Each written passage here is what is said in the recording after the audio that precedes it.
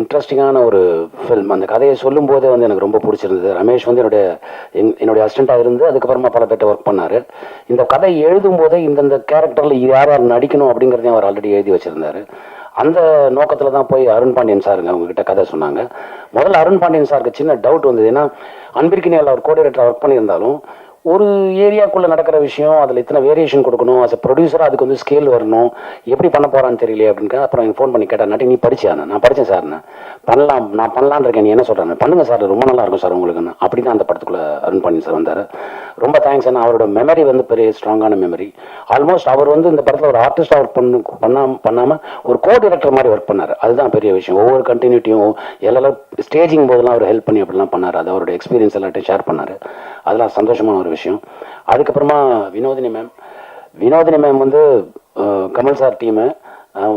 அவருக்கு ஈக்குவலாக படிக்கக்கூடிய ஒரு ஒரு ஒரு லேடி. அவங்க பல விஷயங்களை படித்தவங்க. அது ரொம்ப ஆச்சரியமான ஒரு விஷயம். அவங்க வந்து அவங்க வந்து அந்த செட்டுக்குள்ளே வந்துட்டு காலையிலேருந்து சாயங்காலம் வரைக்கும் ஒரு இடத்துல உட்காத்தியே வச்சுருப்போம். நகராமலே இருப்பாங்க. பாவமாக இருக்கும் பார்க்குறதுக்கு.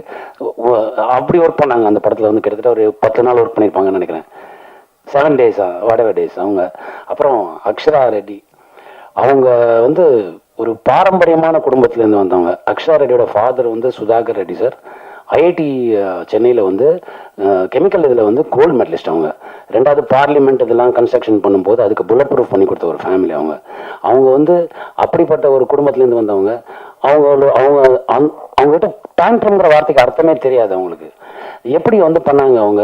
அந்த அந்த டெடிக்கேஷன் இருக்குது. காலையில் 7 மணிக்கு வந்தாங்கன்னா நைட்டு 10 மணி வரைக்கும் நின்றுட்டே இருப்பாங்க. அந்த மாதிரியான ஒரு ஒரு ஒரு பெரிய சப்போர்ட் அவங்க அந்த இது பண்ணாங்க. மறக்கவே முடியாது. தேங்க்யூ அக்ஷரா, நீங்கள் ரொம்ப நல்லா பண்ணது. அப்புறம் யுவினா, நான் அது இதை சொல்ல முடியாது, அதனால நான் இப்போ எதுவும் சொல்ல விரும்பல. சின்ன குழந்தை ஆக்டர்ஸாக இருந்து இப்போது இந்த படம் பண்ணியிருக்காங்க. ரொம்ப நல்லா பண்ணியிருக்காங்க. ஒரு பர்டிகுலர் எமோஷன் சீன் வந்து இருக்கும், அவங்களோடது இருக்கும். அதை பார்த்தா கண்டிப்பாக எல்லாருக்கும் கண்ணில் தண்ணி வரும். அது வந்து நான் இப்போ கூட கேரண்டியாக அவங்களுக்கு நான் சொல்கிறேன். அதே மாதிரி நம்ம ஆதித்யா, அனுபமா மேடமோட சன்னவர். அவருக்கு வந்து முதல் படம். ஆனால் முதல் படம் மாதிரி எனக்கு தெரியல. நான் எங்கேயாவது நடிப்பு கற்றுக்கிறதுக்காக எங்கே போனீங்களா அப்படின்னு கேட்டேன். இல்லை நான் வீட்டில் சொல்லி கொடுத்தது தான். அப்புறம் இந்த ஸ்கிரிப்டை முன்னாடியே கொடுத்துட்டாங்க, படித்து பார்த்து ப்ராக்டிஸ் பண்ணி பண்ணேன்னாரு. Great work brother. அப்புறமா நம்ம வில்லன் ரோஷன், அவர் வந்து இவருக்கு பெரிய ஃபியூச்சர் இருக்குங்க. ரொம்ப அருமையான ஒரு ஆர்டிஸ்ட். ரொம்ப நல்லா பண்ணியிருந்தாரு. எனக்கு ஆச்சரியமா இருந்தது. அவர்கிட்ட நம்ம கை நீட்டி பேசுகிற மாதிரிலாம் சீன் வந்தது. அதெல்லாம் ரொம்ப கேஷுவலாக எடுத்துக்கிட்டு பண்ணார். ரொம்ப சந்தோஷமா இருந்தது. கிரேட் ஃபியூச்சர் தலைவர். அப்புறமா ரவி மரியா சார், நல்லா நண்பர். நம்ம கூப்பிட்டதும் எந்த ஒரு இதுவும் இல்லாமல் உடனே வந்து பண்ணுவார். எனக்கு மட்டும் இல்லை, பல பேருக்கு அந்த மாதிரி பல ஹெல்ப் பண்ணியிருக்காரு. அவர் சொல்லி பண்ண ஹெல்ப் வந்து உங்களுக்கு கண்ணுக்கு ஓரளவு தெரியலாம். அவர் யாருக்கும் தெரியாமல் பண்ண ஹெல்ப் வந்து பல விஷயங்கள் பல பேருக்கு பண்ணியிருக்காரு. அப்படி தான் ரமேஷ், சலீம் அவங்க எல்லாருக்கும் பண்ணாங்க. அதுக்கப்புறமா இந்த படத்தில் முக்கியமான ஹீரோஸை பற்றி நான் சொல்லணும். மூணார் ரமேஷ் பண்ணியிருக்காரு, ரொம்ப பிரமாதமாக பண்ணியிருக்காரு. அப்புறம் தங்கதுரை பண்ணியிருக்காங்க, ரொம்ப நல்லா பண்ணியிருக்காங்க. அண்ட் முக்கியமான ஹீரோஸ் நான் சொல்றது கேமராமேன் பத்மேஷ், ரொம்ப பிரமாதமாக பண்ணியிருக்காரு அந்த படத்துக்கான சினிமாட்டோகிராஃபி. ஏன்னா ஆஸ் அ ஸ்கேல் வந்து கொடுக்கறதுக்கு வந்து ரொம்ப அது பெரிய போராட்டம் அது. ஏன்னா ஒரே இடத்துக்குள்ள ஒரு பல விஷயங்கள் நடக்கும்போது அதில் வேரியேஷன் கொடுக்கணும். அந்த வேரியேஷன் வந்து ரொம்ப பிரமாதமாக பண்ணார். அப்புறம் குணா, மியூசிக் டைரக்டர் குணா, ரொம்ப அருமையாக வந்து பண்ணியிருந்தார். பேக்ரவுண்ட் ஸ்கோர் எல்லாமே. நாங்கள் படம் எடுக்கும்போது இது எப்படி வரும், சரி இதுக்கப்புறம் மியூசிக் டைரக்டர் பார்த்து அப்படிலாம் நினைப்போம். அவர் பார்க்கலாம் இல்லை, அதிலே வாழ்ந்துட்டார். ரொம்ப பிரமாதமாக பண்ணியிருந்தார். அப்புறம் art director Damu sir, brilliant sir. நீங்கள் தான் ஆக்சுவலாக இன்னொரு ஹீரோ இந்த படத்துக்குன்னு சொல்லணும். ஏன்னா ஒரு போலீஸ் ஸ்டேஷனுக்குள்ளே நடக்கிற விஷயங்களை வந்து அத்தனை வேரியேஷன் கொடுக்கறது வந்து ரொம்ப கஷ்டமான ஒரு விஷயம். டெக்னிக்கலி வந்து ரொம்ப சவுண்ட். அப்புறம் இன்னொரு ஹீரோ இருக்காரு, எங்கள் நாகூரான் ராமச்சந்திரன் எடிட்டர், பிரமாதமான ஒரு எடிட்டர். இந்த ஸ்க்ரீன் பிளே கொஞ்சம் டிஃப்ரெண்ட்டான ஸ்க்ரீன் பிளே. இதை ஆர்டர் பண்ணுறதுங்கிறது ஒரு கஷ்டமான ஒரு விஷயம். நம்ம என்னதான் ரஃப் கட்டாக கொடுத்தா கூட அது அந்த நுணுக்கத்தை கொண்டு வரது ரொம்ப கஷ்டமான விஷயம். அதில் நாகூரான் வந்து பிரமாதமாக பண்ணியிருந்தார். And co director Manibhaskar sir, Saleem அவர்கள், ஸ்ரீதர் அவர்கள். அப்புறமா ப்ரொடியூசருக்கு நான் ஒரு பெரிய தேங்க்ஸ் சொல்லணும். என்ன ஒரு படத்தை ப்ரொடியூஸ் பண்ணும்போது அது பெரிய ஸ்கேலாக ஒன்று வரும், நம்ம காசு செலவு பண்ணுறோம், அந்த காசு செலவு அதில் தெரியணும் அப்படிலாம் யோசிப்பாங்க. அப்படிலாம் எப்படி ஒரு ஸ்டேஷனுக்குள்ளே ஒரு இவ்வளோ விஷயத்தை பண்ண முடியும்? ஒரு ஸ்டேஷனில் நடக்கிற விஷயம் அப்படின்னா என்னென்ன மாதிரி நடக்கும், எப்படி நடக்கும், அதான் எந்த யோசிக்கவே யோசிக்காமல் என்ன வேணுமோ எப்போ வேணுமோ கொடுத்தாங்க. அப்படி அவங்களால கொடுத்தனால தான் ஆக்சுவலாக 23 நாள் தான் இந்த படம் ஷூட்டிங், 24 நாள் கிடையாது, 23 நாள் தான் ஷூட்டிங். ரொம்ப பிரமாதமாக பண்ணாங்க. அண்ட் இதுக்கு மேலே நான் என்ன சொல்கிறது, நீங்கள் வந்து தியேட்டரில் வந்து பார்க்கணும். ஏன்னா இதில் ஒரு முக்கியமான விஷயம் இருக்குது. நம்ம முன்னோர்கள் பல விஷயங்கள் நமக்கு சொல்லிட்டு போயிருக்காங்க. இதில் என்னென்னா நம்ம குழந்தைங்களுக்கு நம்ம தான் சுதந்திரம் கொடுக்கணும், கொடுக்க வேண்டியது நம்மளோட கடமை. ஆனால் கட்டுப்பாடற்ற சுதந்திரம் வந்து அது ஆபத்தான வழிக்கு கூட்டிகிட்டு போயிடும். அதை மைண்டில் வச்சுக்கணும். நம்ம வந்து நம்ம குழந்தைகள் மேலே சுதந்திரம் கொடுக்குறங்கிற பேரில் ஒரு கண் வைக்கலாம், ஆனால் அவங்கள ஸ்டாப் பண்ணக்கூடாது, அவங்கள ஃபோர்ஸ் பண்ணக்கூடாது, அது வேற வழிக்கு அவங்களை கூட்டிகிட்டு போயிடுங்கிற ஒரு முக்கியமான விஷயத்தை வந்து ரமேஷ் வந்து இந்த த்ரில்லருங்கிற ஆங்கிளில் வேற மாதிரி சொல்லியிருக்காரு. ஸோ இது வந்து எல்லாரையும் போய் ரீச் ஆகும்னு நினைக்கிறேன். இப்படி ஒரு வாய்ப்பு கொடுத்த எல்லாருக்கும் என்னுடைய நன்றி அண்ட் தேங்க்ஸ் அலாட். இந்த படத்தை 26 தியேட்டரில் வருது. நீங்கள் எப்போவும் சப்போர்ட் பண்ணுவீங்க, இந்த படத்தை கொஞ்சம் சப்போர்ட் பண்ணுங்கள். யூஸ்வலாக பார்த்தீங்கன்னா தமிழ் பத்திரிகை தமிழ் சினிமாவுக்கு மட்டும் இல்லை, மற்ற மொழி படங்கள்லையும் ஒரு சின்ன கண்டென்ட் நல்லா இருந்தால் கூட அவங்க பிரமாதம் வந்து என்கரேஜ் பண்ணுவாங்க. அது மாதிரி இந்த கண்டென்ட் இதில் புதுசாக இருக்கும். நீங்கள் இந்த மாதிரி அந்த மாதிரி என்கரேஜ் பண்ணுறது மாதிரி இந்த சினிமாவுக்கு நீங்கள் என்கரேஜ் பண்ணுவீங்க நான் ரொம்ப நம்புகிறேன். Thank you so much. எல்லாருக்கும் வணக்கம். என் பேர் அக்ஷரா ரெட்டி. நீங்களாம் என்ன பிக் பாஸ்ல பார்த்துருப்பீங்க. சினிமா உலகத்துக்கு நான் கொஞ்சம் புதுசு, பட் தமிழ் மக்களுக்கு எனக்கு நல்லாவே தெரியும். நிறைய பேர் என்ன அவங்க வீட்டு பொண்ணாவே நினைக்க ஆரம்பிச்சிட்டாங்க, தங்கச்சியா நினைக்க ஆரம்பிச்சிட்டாங்க, ஃப்ரெண்டா நினைக்க ஆரம்பிச்சிருக்காங்க. ரொம்ப ரொம்ப ரொம்ப ரொம்ப தேங்க்ஸ் எல்லாரோட சப்போர்ட்க்கு.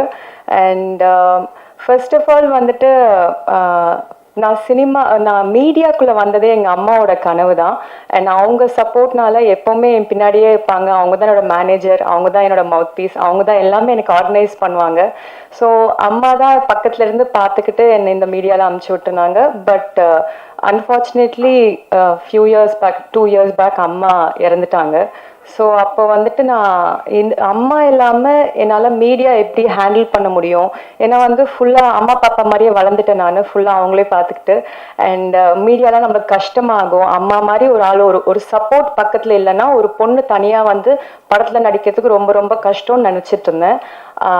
எனக்கு தெரிஞ்சு அது இந்த ரைட்டான ஆப்பர்ச்சுனிட்டி வந்ததுனால that opinion is changed. And இந்த படம் வந்து ஃபர்ஸ்ட் ஆஃப் ஆல் நான் அக்செப்ட் பண்ணதுக்கு ஒரு மெயின் ரீசன் இருக்கு.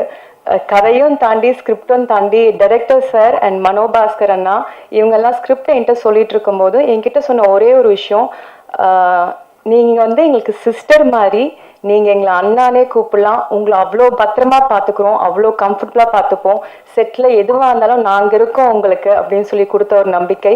அது வந்துட்டு எனக்கு ரொம்ப வந்துட்டு அப்பா இப்படிலாம் சொல்லுவாங்களா, மீடியாவில் இப்படி வெல்கம் பண்ணுவாங்களா நான் யோசிச்சு பார்க்கும்போது நினச்சிட்டு இருந்தேன். I was amazed. Then that was one of the main reason நான் இந்த படத்துக்கு ஓகேன்னு சொல்லி நான் பண்ணலாம்னு நினச்ச ஆரம்பிச்சது. அண்ட் இந்த மாதிரி ஒரு டீம் கிடைச்சாங்கன்னா எந்த பொண்ணு வேணா நம்பி சினிமாக்குள்ள வரலாம். அண்ட் ப்ரொடியூசர் அண்ணாவை பற்றி சொல்லணும். நான் இவர் வந்து ஹார்ட்லி ஒரு 2 வாட்டி 3 வாட்டி பார்த்துருக்கேன். வந்தோடனே தங்கச்சி நல்லா இருக்கீங்களா, அண்ட் அசோசியேட் அண்ணா, சலீம் அண்ணா, எல்லாருக்கும் எனக்கு வந்துட்டு அவங்க பேர் கூட இல்லை, நான் அண்ணான்னா சொல்லியே பழகிடுச்சு. அவ்வளோ நல்லா என்னை வந்து ட்ரீட் பண்ணியிருக்காங்க, அவ்வளோ நல்லா பார்த்துக்கிட்டு இருந்தாங்க. And coming to the script, இவங்க சொன்ன மாதிரி நான் ஒரு கரெக்டான ஒரு ஸ்கிரிப்ட் இருக்கணும், சும்மா ஒரு கிளாம் டால் மாதிரி ஒரு படத்துல வந்தோமா போனோமா அப்படி இருக்கக்கூடாதுன்னு சொல்லி நான் பார்த்துட்டு இருக்கும்போது தான் வந்து இந்த ஸ்கிரிப்ட் எனக்கு வந்துருந்துச்சு. அண்ட் இந்த ஸ்கிரிப்ட்ல வந்துட்டு it is not like a glam doll, இந்த கதைக்குள்ளார வர ஒரு கதாபாத்திரம் மாதிரி எல்லாத்துக்குமே வந்துட்டு ஒரு ரொம்ப ரொம்ப இம்பார்ட்டண்டா இருக்கும். அண்ட் இட் ஹாஸ் எனக்கு வந்து சொல்லிட்ட வெளில ஸ்கிரிப்ட் வந்துருமேன்னு பயமா இருக்கு. நீங்க படம் பார்த்து தெரிஞ்சுப்பீங்க எவ்வளோ இது இருக்கு, எவ்வளோ நல்ல ஒவ்வொரு ஆர்டிஸ்டும் ஒவ்வொரு கேரக்டரும் வந்துட்டு டைரக்டர் சார் அவ்வளோ நல்லா இது பண்ணியிருக்காங்க. And thank you sir, thanks for this great opportunity. And Natty sir பற்றி சொல்லணும், தேங்க்யூ ஸோ மச் சார், அவ்வளோ கம்ஃபர்டபுளாக என்னை ஃபீல் பண்ண வச்சிங்க. அண்ட் சார் கூட நடிக்கும் போது நீங்கள் பார்த்தீங்கன்னா ரொம்ப ஒரு சாதாரணமாக ஒரு விஷயம் பண்ணுற மாதிரி இருக்கும், ஆனால் வந்து நீங்கள் ஃப்ரேமில் பார்க்கும்போது it look very natural acting மாதிரி இருக்கும். அது எப்படி சார் பண்றீங்க, எனக்கு கொஞ்சம் கற்றுக் கொடுங்க please. Thank you sir. And Arun Pandian sir, such a wonderful experience working with such a great actor.